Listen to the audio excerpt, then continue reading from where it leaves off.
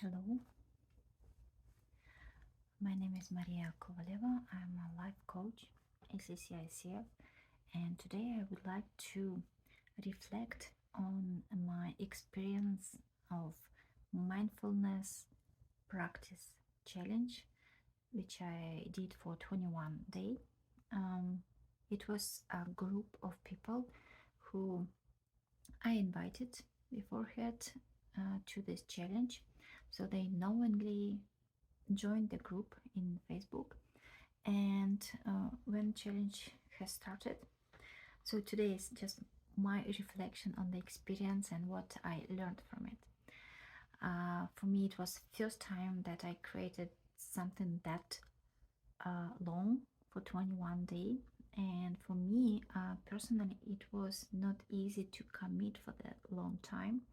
Usually, I like to change things more often, but as a practice and practice of self-discipline or just challenge for myself, I started to do it, and to be more accountable, I decided to invite more people, so I would continue for them too.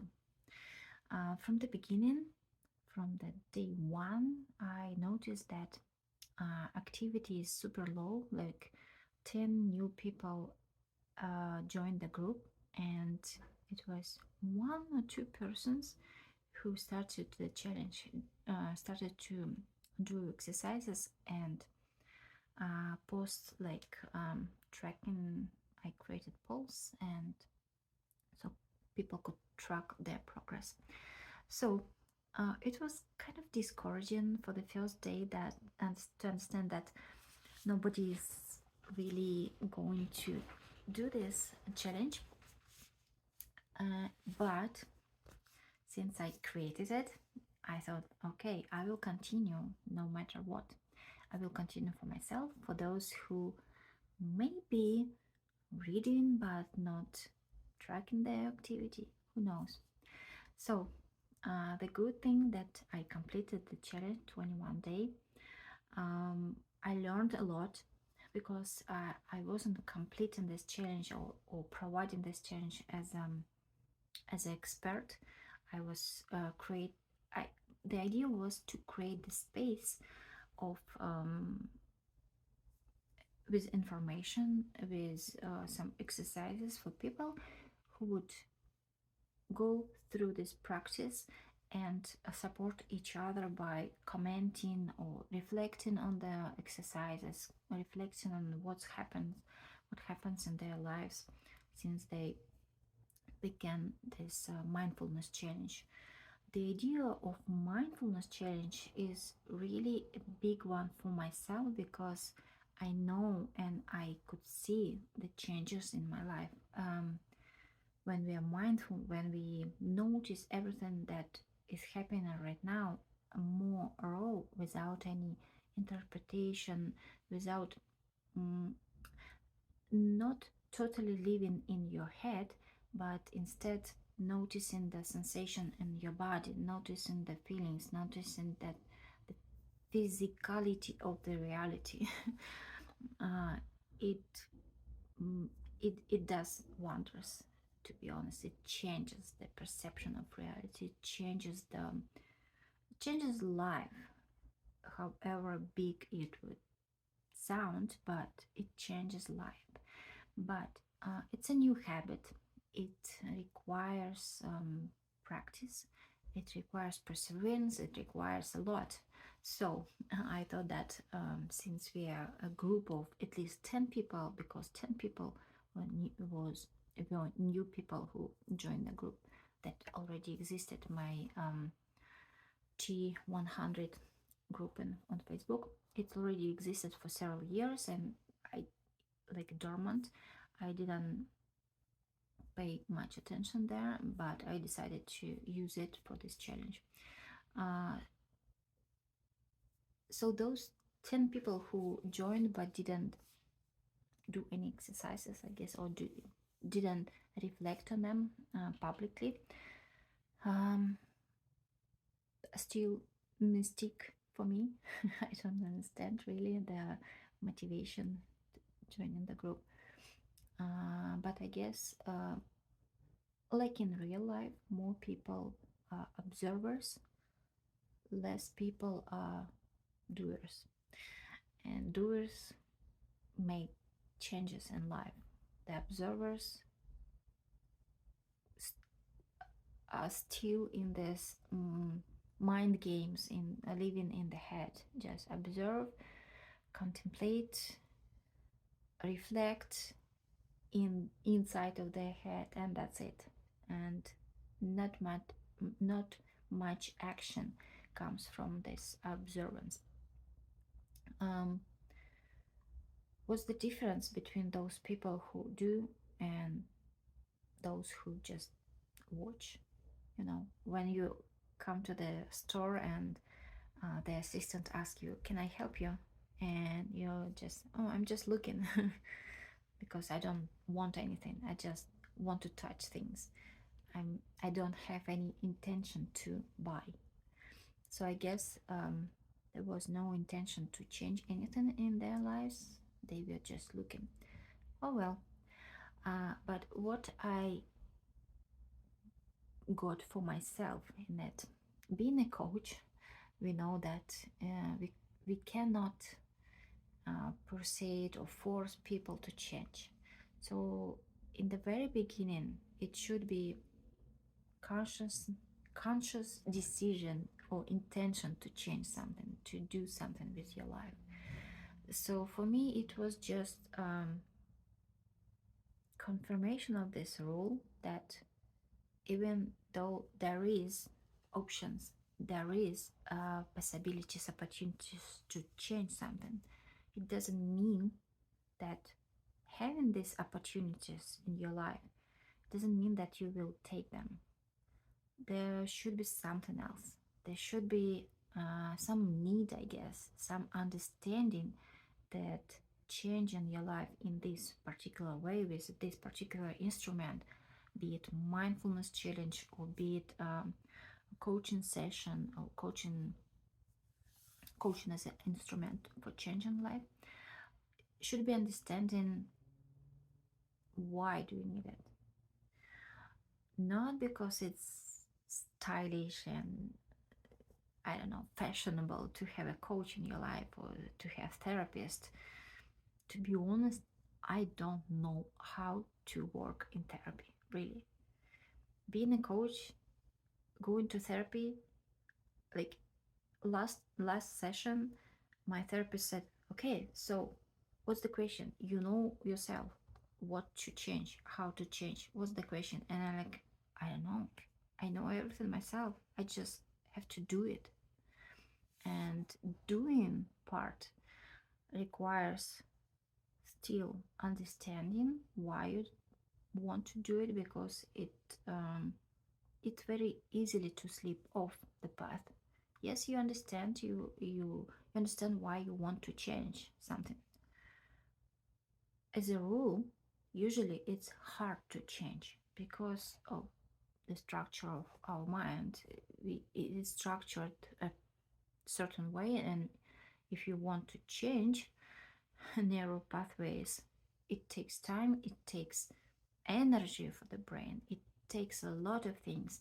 So for this purpose, you will need either really strong will or really strong support that a coach can give you as a client in your journey.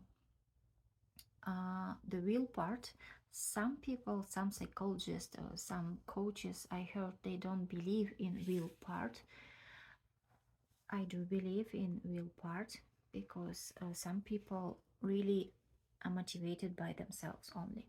Nobody else can motivate them, and it's internal motivation that matters. If they want, they can do it. If they don't want, nothing can motivate them. So it's about will, right? Inner. But coming back to this mindfulness challenge, so besides the confirmation of the rule that should be some understanding why you want to change something, why you want to invest your resources, time, your focus. Um, so this understanding in the same um, at the same level is needed for coaching. Like if you're given if your friend gave you as a gift the coaching session and you don't understand why, you know it's good for you, but you don't need it now, you will not get any result, I guess, or you will get some nice feeling after conversation with a coach, that's it, but it's not the usually as a result of coaching sessions or coaching relationships. It should be understanding why do you need it, and understanding what kind of instrument is coaching, for example. um, Not everybody can be coached. It should be some degree of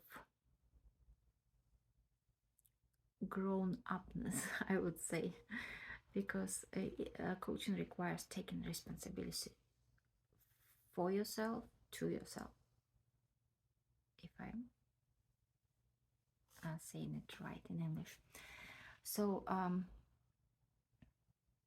the person shouldn't be afraid to take responsibility. It should be um, it should be exciting to take responsibility. It should be exciting to go and change something in your life. With this approach, coaching will help a lot.